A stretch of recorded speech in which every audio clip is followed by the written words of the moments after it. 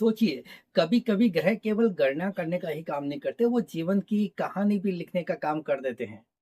और अपोजिशन योग एक ऐसा ही योग है जहां पर दो ग्रह आमने सामने होते हैं, मतलब 180 डिग्री की दूरी पर। और एक खींचता है इधर और दूसरा खींचता है उधर, और बीच में फंस जाता है इंसान। अब समझिए एक सरल उदाहरण से। सबसे पहले आप नियम याद रखिए। जब भी दो ग्रह 180 डिग्री के डिस्टेंस पर हो, तो जीवन में दो अलग अलग दिशाओं से खींचातान जरूर होगी, ये मान के चलिए। लेकिन अगर लगन मजबूत है तो व्यक्ति इन दोनों दिशाओं को बैलेंस करना भी सीख जाता है, और जीवन में असाधारण सफलताएं भी हासिल करके दिखाता है।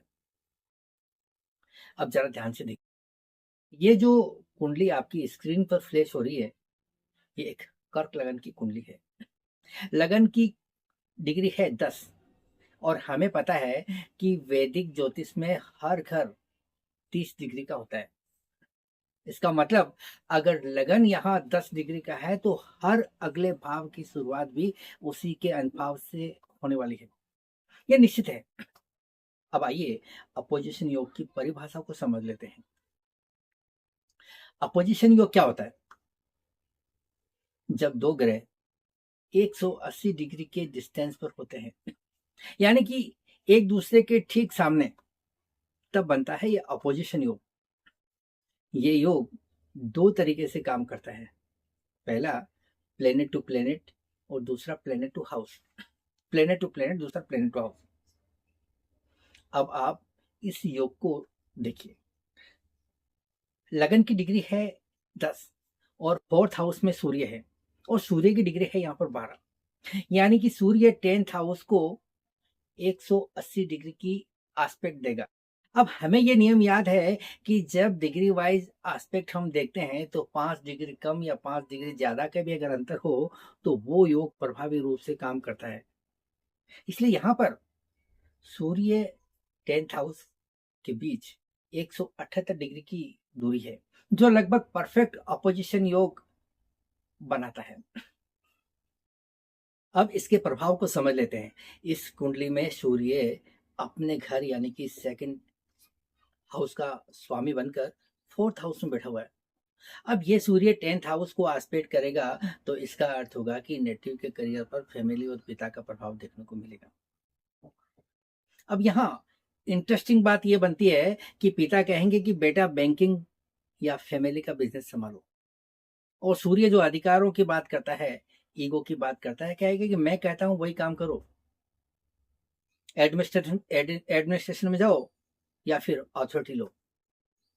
यानी कि व्यक्ति हमेशा कंफ्यूजन की स्थिति में रहेगा कि मैं करूं तो क्या करूं, फैमिली की बात सुनूं या फिर अपने मन की बात सुनूं। और यही वह स्थिति है जो करियर में उलझन और डिले दोनों ही साथ साथ लेकर आती है। अब आइए शनि की बात करते हैं। शनि इस कुंडली में 10th हाउस में है और फोर्थ हाउस को एस्पेक्ट दे रहा है। अब शनि यहाँ 7th और 8th हाउस का लॉर्ड होकर फोर्थ हाउस को देख रहा है। इसका मतलब यह हुआ कि शनि का प्रभाव सीधे घर के माहौल पर पड़ने वाला है।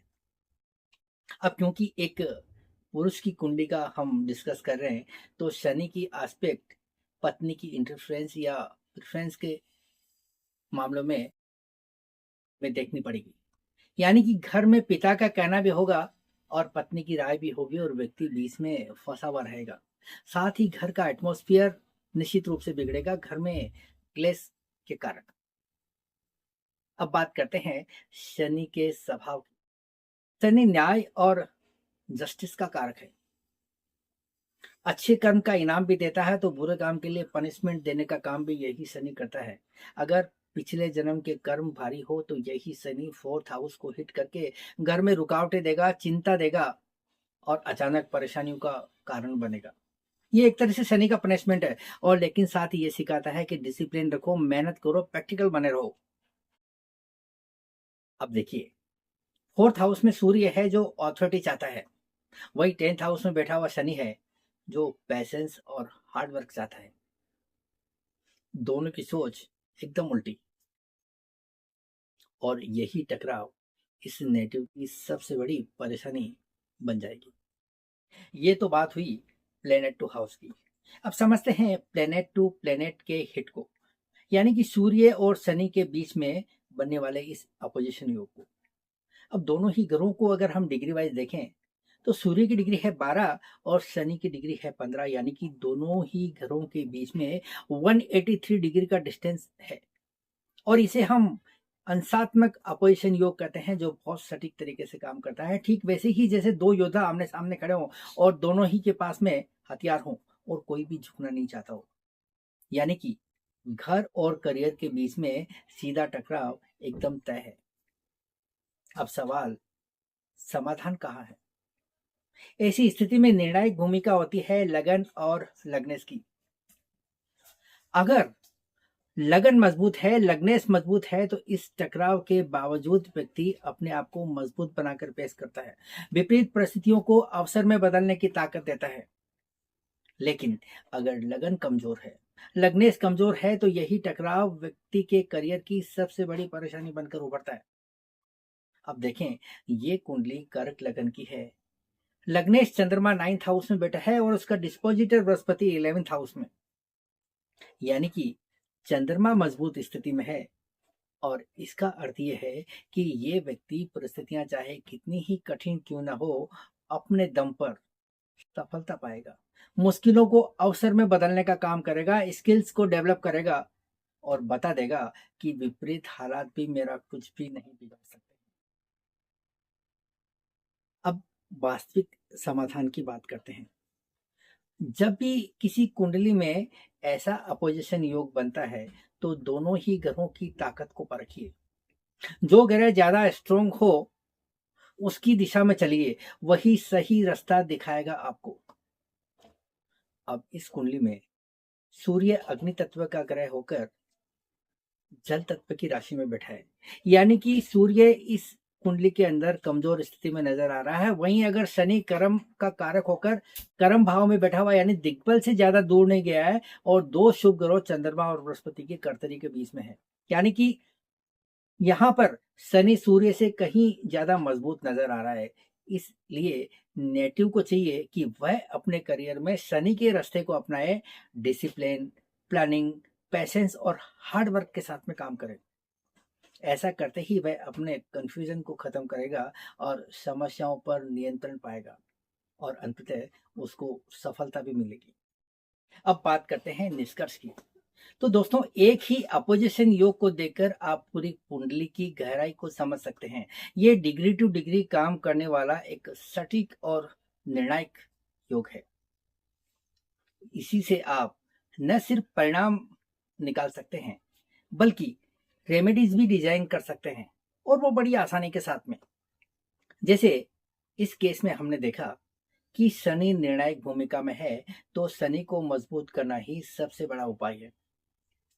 अगर आपने ये वीडियो यहां तक देख लिया है तो इसका मतलब इतना तो तय है कि आपको ज्योतिष से न सिर्फ प्रेम है, बल्कि गहराई से समझने की इच्छा भी रखते हैं, और आप बेसिक उपाय भी पहले से ही जानते होंगे। एक और उदाहरण मैं आपके सामने पेश करता हूँ। मान लीजिए कि चंद्रमा और राहु का अपोजिशन योग बन जाए, तो मन और भ्रम की टकराट आपको देखने को मिलेगी। व्यक्ति को अपने विचारों में स्पष्टता लाना मुश्किल हो जाएगा। लेकिन अगर लगन और लग्नेश मजबूत है, तो यही व्यक्ति अंततः बहुत गहरी समझ लेकर निकलता है, जैसे कोई साधक जो अंधकार से ज्ञान की ओर बढ़ता हो। आखिरकार निष्कर्ष क्या निकलता है? तो याद कीजिए, अपोजिशन योग कोई डरने वाली स्थिति बिल्कुल नहीं है। ये जीवन का संतुलन सिखाने वाला योग है। ये हमें बताता है कि कभी भी ब्रह्मांड हमें दो दिशाओं में खींचता है, ताकि हम अपना मध्य बिंदु खोज सके, जहां से असली विकास शुरू होता है। अगर आपकी कुंडली में भी ऐसा कोई अपोजिशन योग बन रहा है, तो सिर्फ सुनकर मत जाइए, मुझे कमेंट करके जरूर बताइए। बताइए कि आपकी कुंडली में कौन से दो ग्रह आमने सामने खड़े हैं, क्या वो आपके करियर, रिश्तों या मन में खींचातान बना रहे हैं? तो कमेंट में थोड़ा-सा शेयर कीजिए, क्योंकि जब आप अपने अनुभव को साझा करते हैं, तो न सिर्फ आप सीखते हैं, बल्कि आपकी कहानी किसी और की राह भी रोशन कर सकती है। और हाँ, आपके हर कमेंट, हर सवाल को मैं बहुत ध्यान से पढ़ता हूँ, क्योंकि ये चैनल सिर्फ ज्योतिष सिखाने के लिए नहीं है, बल्कि आपके सवालों का समाधान देने के लिए ही बना हुआ है। आपके सुझावों और सवालों पर आधारित मैं समय-समय पर क्वेश्चन आंसर सेशन भी लेकर आता हूँ, जहाँ आपके हर संदेह का जवाब बड़ी ही सफाई के साथ दिया जाता है, धीरे-धीरे, गहराई से आप ही की कुंडली की भाषा में। और इतना ही नहीं, हर हफ्ते एक लकी वीवर की कुंडली को मैं सिलेक्ट करता हूँ, जिसका विस्तृत विश्लेषण इसी चैनल पर किया जाता है, ताकि बाकी सबको भी ये समझ में आए कि कुंडली केवल भविष्य ही नहीं बताती, वो हमारे कर्म संकेत को उजागर करने का काम भी करती है। तो जल्दी से कमेंट कीजिए, क्योंकि जो भी कमेंट वीडियो की शुरुआती 2 घंटों में आते हैं, उन्हें सबसे पहले लिया जाता है। आपका सवाल शायद हमारे अगले वीडियो का विषय बन जाए। याद रखिए, ये अंतर विरोध का विषय नहीं है। हर विरोध में एक शिक्षा छिपी होती है, हर टकराव में एक दिशा, बस एक जरूरत है अपने भीतर के संतुलन को पहचानने की। मिलते हैं अगली वीडियो में, जहां हम बात करेंगे एक और अद्भुत योग, ट्रेन योग की, और समझेंगे इसके रहस्यों को, इसके गहरे संदेशों को, जो हमारी कुंडली के भाग्य से सीधे सीधे जुड़े हुए होते हैं।